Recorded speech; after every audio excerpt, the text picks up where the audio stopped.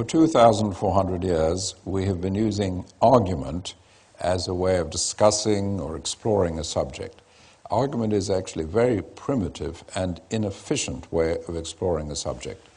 In argument, it's mainly negative, mainly attacking, and there's no constructive effort, no design effort.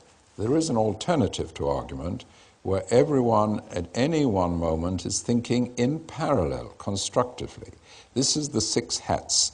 Each hat is a symbol of a mode or direction of thinking.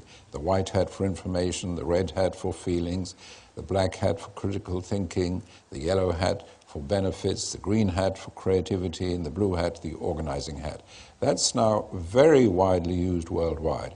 So instead of people attacking each other and point scoring, cooperatively they're helping open up the subject, explore the subject.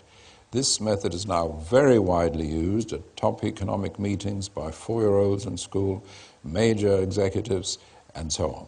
So 6 hats, a very different approach to exploring a subject from argument. You don't just say that's wrong, and try and prove your point. You open up, you explore it. Under the yellow hat, you'd say, there are these benefits, and I see these benefits and those benefits. And the black hat, you see these dangers, and so on. Green hat could be, here's another way of doing it. Here are some alternatives. Here are some new ideas.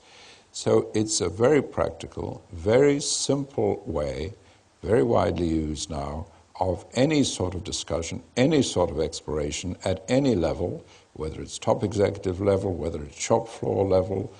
And indeed, we've had occasions where unions have said to management, we will not negotiate with you unless you use the 6 hats, the parallel thinking. The key word there is parallel. Parallel means that you're looking, thinking in the same direction, but the directions change. So you can get across your point of view, and get across a critical point of view under the black hat, and so on. So that's the 6 hat system. And it's now widely used, needs training, needs formal training, but then is very easy to use.